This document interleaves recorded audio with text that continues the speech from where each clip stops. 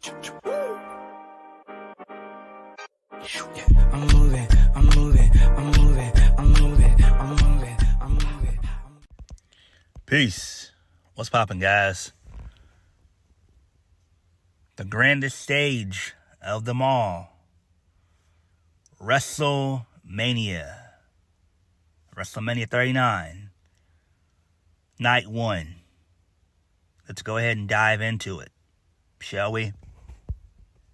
For April the 1st, 2023. Triple H did very well with WrestleMania 39 Night 1. He did very well. There were a couple of blunders that he did, and we'll get to those. But for the most part, this was kick-ass. This was extremely kick-ass. I love this. I loved it. So, we kicked the show off with The Miz and Snoop Dogg. So, they were the host of WrestleMania.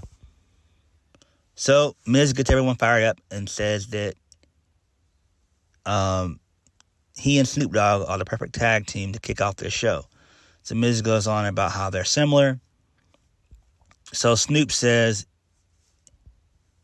if this means they're the same, and Miz says, yes, they're exactly the same. And then Snoop says, it's not about these two champions, it's about the other champions. So Miz agrees, speaking to the audience. So Miz continues to get SoFi Stadium hyped up, and he goes over a little bit of matches on the card and says that's just the small taste of how awesome this show will be. And so the Miz, he calls on Snoop to get everyone started. And Snoop says, let's fire it up. So I like the weed reference.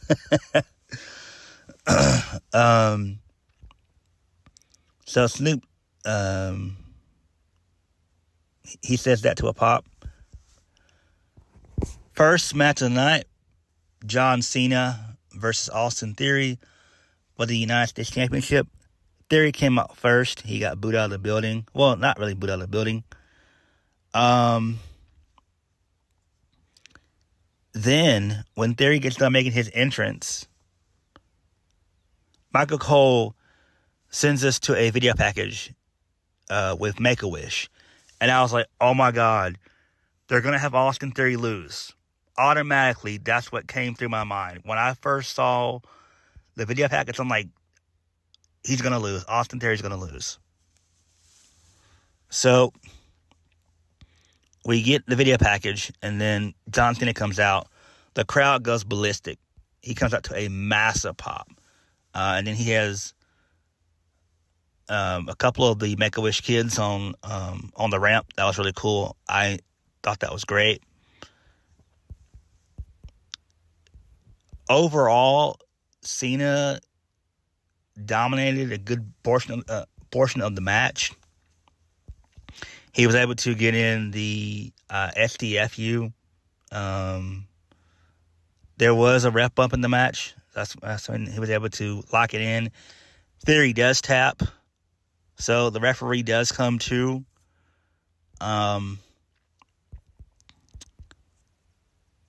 Cena was also able to hit the "You Can't See Me" in this. So Cena towards the end of the match was going to go for the AA, but Theory hit a low blow while the referee was down. I forgot to mention that Theory tapped it with the STFU, the STF. So Theory does the low blow, and then he hits the ATL down for the 1-2-3. Austin Theory retains. The match was solid for the most part. I enjoyed it. The crowd was really into this. And why not? I mean, it's John Cena. It's the right decision here that Theory won. But again, where does he go from here? No one knows.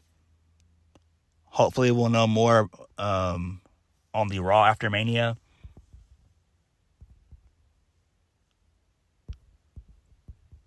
Next, the men's WrestleMania Showcase Fatal 4-Way. The Viking Raiders versus Braun Strowman Ricochet versus Alpha Academy versus the Street Profits. This match was solid. I enjoyed this. And not just me, but the crowd. They were into this. I was thinking, oh, man, this is going to be a bathroom break. Was I proven wrong? I'm like, damn, these 4 teams just went balls to the walls. I'm not going to hold you guys up. They went balls to the walls. Like, this was great. Ricochet damn near killed himself doing a shooting star press, taking everybody out. Strowman, he did a big splash to, was it Ivar or Otis? But anyway, it was one of those guys, and the crowd popped big for that. He did the Braun Strowman Express, taking out everybody. In the end, these Street Profits, they won. So Ricochet, he was going for his shooting star press again on Angelo Dawkins. He got his knees up, and then Montez Ford, he hits the big frog splash on the back of Ricochet, and that's how the Street Profits win. So this was solid. I forgot to mention that Titus O'Neil was on commentary, and he was a ball of laughs on commentary. So I do like that. It still is interesting to me that Titus O'Neil does not wrestle anymore. I don't know why he doesn't wrestle, but he still has a job because he's an ambassador. So that's always a good thing. But I dug the match. You know, the match kicked ass. I also forgot to mention that Chad Gable, he ended up suplexing Braun Strowman. He did a really solid German suplex on him. That was phenomenal. And the pop, and the fans, they popped real hard for that. I was like, damn.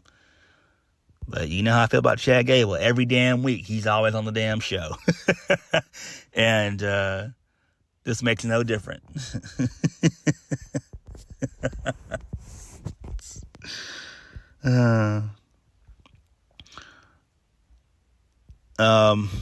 Moving on.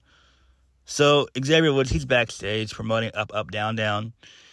He's on set with Liv Morgan, Butch, Ridge Holland, and Tyler Breeze, and some other guys. So I'm glad that Tyler Breeze is there. So that was pretty cool. So they simulate Logan Paul versus Seth Rollins via WWE 2K23. So Rollins wins. Then we get a video package. Logan Paul versus Seth Rollins. I loved the entrance of Logan Paul being on a zip line. A zip tie. That was really cool. He did his homage to Shawn Michaels. I know some people on Twitter and whatnot lost their damn minds.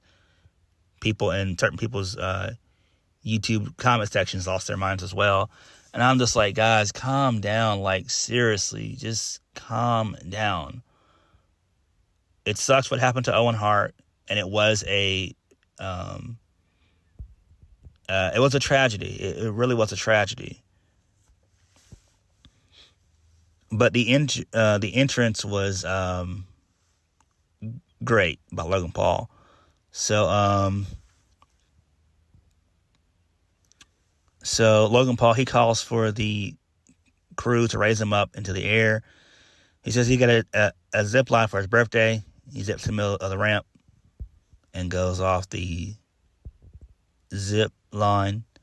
So we then see a lifestyle bottle of Logan Paul's prime drink comes down with him. So Paul dances with the bottle, and then they head into the ring. So Logan Paul greets his dad. Moving on.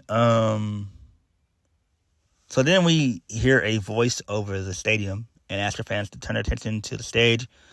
So there's an orchestra conductor by the name of Jasper Randall. I have no idea who that is. So he begins to play Rollins' theme. The crowd's super hyped. And then out comes Rollins. He's wearing some massive, huge red robe. And I'm like, what the hell? Is he getting dressed in Lady Gaga's closet or whatever? Or Becky's closet? And he has some weird pink gear. And I'm just like, what the hell? So anyway, the fans, they pop. They sing their song. And the match itself was, for me, phenomenal. So during the match, Seth did not one, not two, but three suicide dives to the outside of Logan Paul. Logan Paul was able to hit Seth with his titanium right hand. Thought that he won there, but he didn't. Then, towards the end of the match, he hit Rollins with another right hand, taking him out. And the Prime bottle put him on the announce table, the Spanish announce table. So Logan goes for the frog splash, but Rollins is able to get up. He puts the bottle on there. It's revealed to be KSI. And then Logan Paul and KSI, they fist bump. So then Logan Paul takes out KSI with the frog splash. You got a little holy shit chant going. So Logan Paul, toward the end of the match, he hits a GTS. And then he goes up for the big frog splash. So Rollins, he kicks out of that. And then Logan Paul attempts to do the coast to coast. So Rollins hits a super kick in midair. He hits the stomp. 1, 2, 3. Seth Rollins wins. Great stuff there. Loved it. And we all knew this was going to happen. You know, Logan Paul didn't need to win at all. So we got to see a couple of replays from the UK with crowd celebrating and stuff like that. So I thought this was phenomenally done. KSI being the Prime bottle was great. Loved it. So I do like that.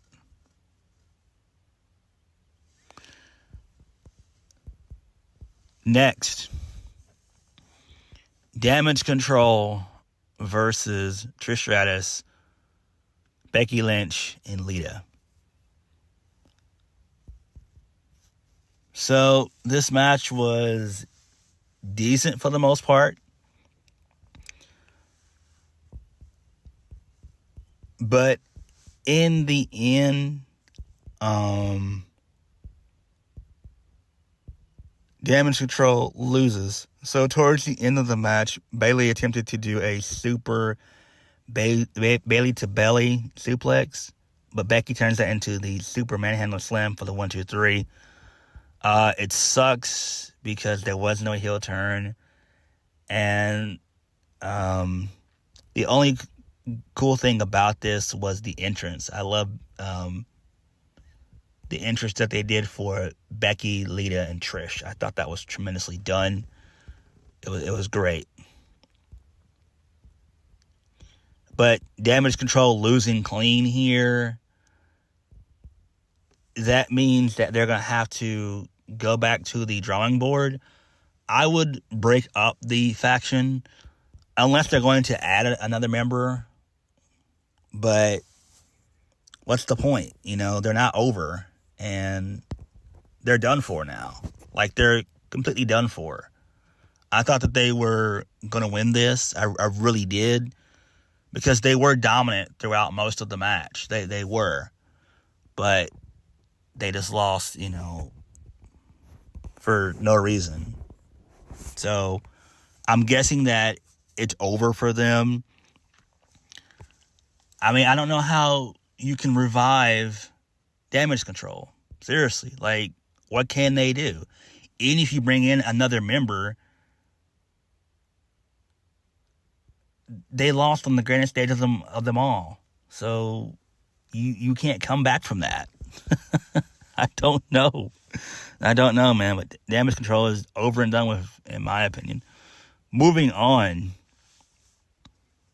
So we get Rey Mysterio versus Dominik Mysterio.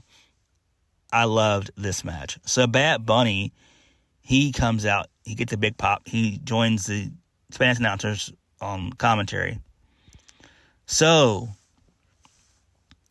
we get a really cool video of Dominik being in jail. So he's escorted out of his cell by security guards. He's got a police van waiting for him. So we hear sirens inside the stadium. So 2 police motorcycles, they come right down on the ramp, leading the way for the police van. So it's backing down the ramp, that being the police van. So the guards open the back door. We see Dominik Mysterio sitting there with his hands cuffed and a hoodie on. So Dom exits the van, and we're shown one of his father's masks. He's got his father's mask on. That was great. I loved that. I was like, oh, shit. So Dom, he's escorted to the ring by police. They uncuff him. He removes the mask. And the crowd just boos the shit out of Dom. And I love it. I love it. Dom is literally the best heel in the business. Like, he truly is. Like, he has that legit nuclear heat, and it's so good. Like, he's even better than MJF. And, I mean, I like MJF, but MJF is more of a cool heel. But Dom he just brings that nuclear heat where you want Dom to get his ass kicked. But I loved his entrance. That was golden. That was some good ass shit right there. So kudos for Triple H for doing that. That was great. Then we get Rey entrance. This was beautifully done as well. So Rey is riding in a lowrider with Snoop Dogg. So he's taking the seat. So Nothing But a G Thing plays. So the car comes driving down the ramp, and we hear Eddie's old theme, and I'm like, oh shit, they're tugging on the heartstrings. So we hear the famous I lie, I cheat, I steal. The crowd pops huge for that. And I'm like, oh shit. So Rey hops out of Snoop's car, and then we hear his original song, 619. And this was a great match here. So early on in the match, when Dom had advantage, he got Aaliyah's water or drink or whatever and poured it on her. And I'm like, oh shit. The crowd booed the hell out of Dom with that. Dom's mom slapped him, but the slap wasn't, to me, it didn't have enough oomph in it. It was just like a regular just slap, like a playful slap, like when it should have been like a really, boy, I'm going to beat your ass type of slap. Like, that's the type of slap that his mom should have gave him. And I don't know why she did that.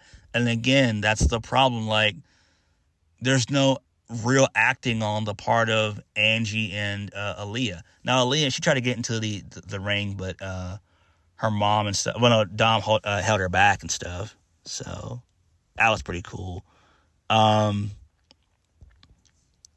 So Rey was speaking some Spanish to Dom. So Dom did really good in this match for the most part. Then out of nowhere, Damian Priest and Finn Balor, they come to ringside to distract Rey. Rey was able to take them out for a small bit. Then the numbers game came up to him. Then out comes Legado. So they fight and brawl with Damian Priest and Finn Balor.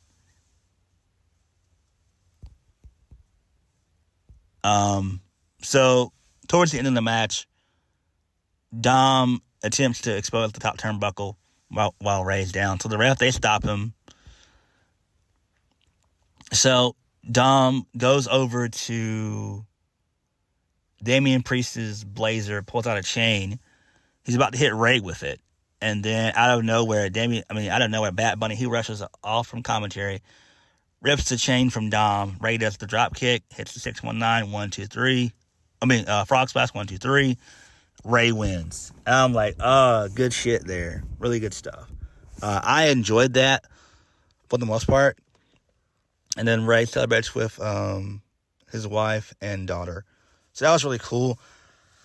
I do think that there's going to be a rematch or a tag match come Backlash. It would make the most sense. That with Rey winning, this is going to really piss Dom off. And to me, it seems like the feud is just beginning. This does not seem like a one and done type of thing. So we could turn this into a really drawn out feud.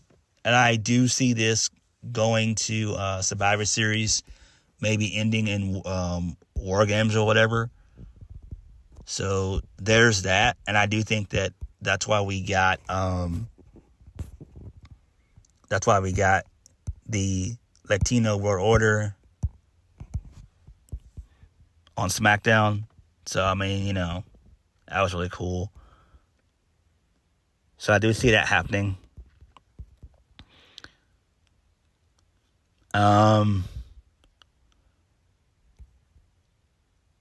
Next,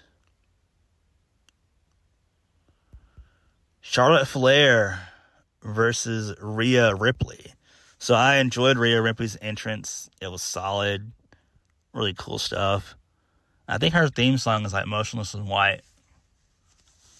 Forgot what song it is, but, I do like Motionless in White.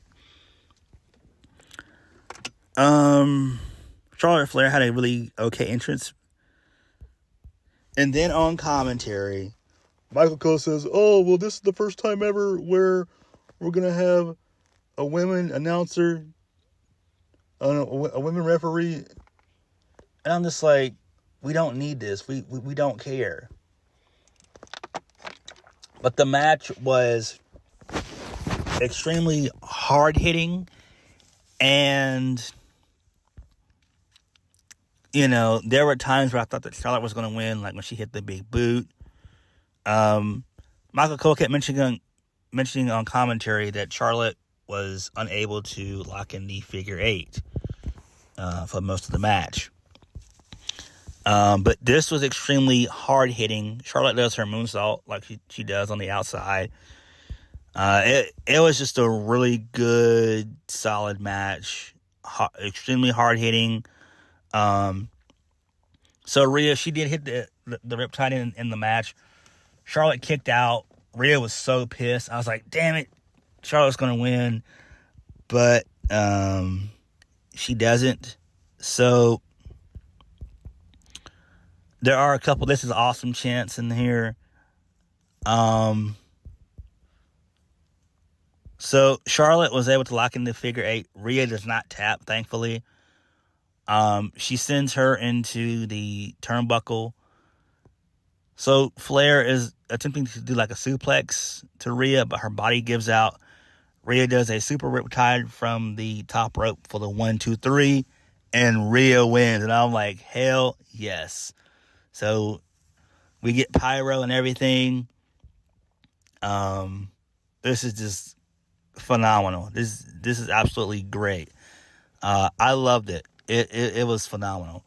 And the fact that Charlotte put somebody else over makes it all even better. Because this is really good shit. The crowd loved this. I was on the edge of my seat watching this match because I was just like, oh shit, because I thought that Charlotte wasn't going to put her over, but thankfully she did. And this does make the most sense that Charlotte put over Rhea. Charlotte put over Rhea. So I do like this. It was also cool that we had a WrestleMania party a WrestleMania watch party in Australia. So it was 1 a.m. there. They were celebrating to Rhea's win. They went batshit crazy for that. That was cool. So overall, that was great. So next, moving on, Byron Saxton, he's backstage with Austin Theory.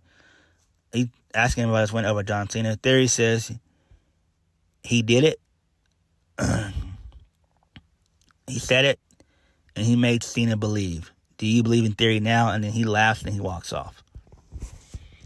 Then this is where the show took a little downturn for whatever reason. I have no idea why. The other downturn was Damage Control losing.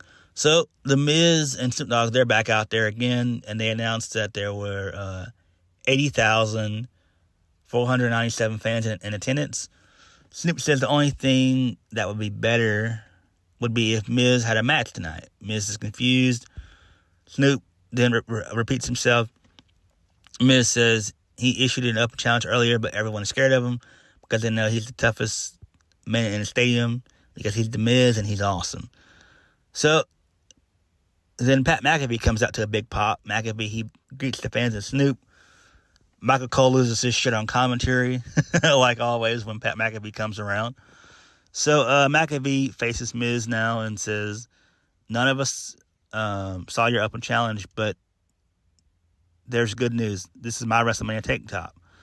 So Pat McAfee proposes a match, and the fans pop. So Miz asks fans if they want to see it, and do they? And so does Michael Cole. Miz says he'd love to beat Pat McAfee, but he's the host and can't make matches. So then we get the whole Tiny Balls nonsense going on. And then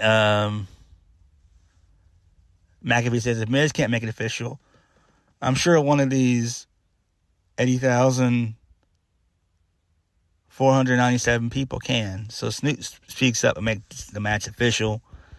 So it's Pat McAfee versus The Miz. Pat McAfee wins. Also, George Kittle, he gets involved. He does a really good clothesline to The Miz. He almost killed him with that clothesline. I was like, damn. So Pat McAfee, he wins with the big punt kick for the 1-2-3. And then McAfee and Kittle, they celebrate. Okay. That was a downer. I mean, I'm glad that McAfee was there, but still was a downer for the most part. It's like, why would you do that? I mean, I get that you have to have Pat McAfee there, but we didn't need a match. We didn't need a match. Next. The big main event. The main event of night one. Kevin Owens and Sami Zayn versus the Usos for the WWE Undisputed Tag Team Championships. This match had a lot of drama and emotion in it, and I loved it. So, Little Uzi Vert, he came out next. He performed a little rendition of his "I Just Want to Rock" single. And then he celebrates with the Usos. They come out together. Who really cares? Little Uzi Vert, he's alright. So then out comes Sami Zayn and Kevin Owens. Kevin Owens gets a massive pop. Then with Sami Zayn.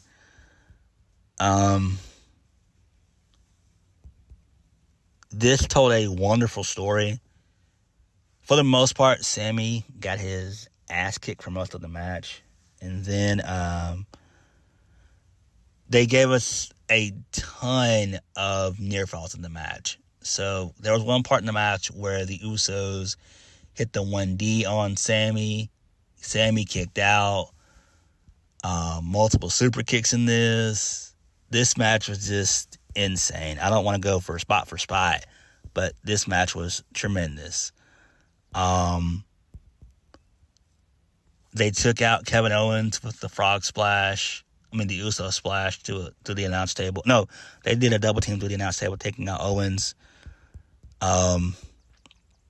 Towards the end of the match, man, all four guys are standing up, and then they start brawling again. That was great. So then Sami comes back with a super brain buster. So the crowd goes wild for that, and I was like, yep. So Sami tags in. He stares Jay down. He nails the haluva kick. He grabs Jay's face, says a couple words. Hits another one, does the same thing, and then does the third and final haluva kick for the 1, 2, 3. And the crowd went insane. It was magnificent. I loved every bit of this. I was on the edge of my seat for this match. This was phenomenal storytelling by all four guys.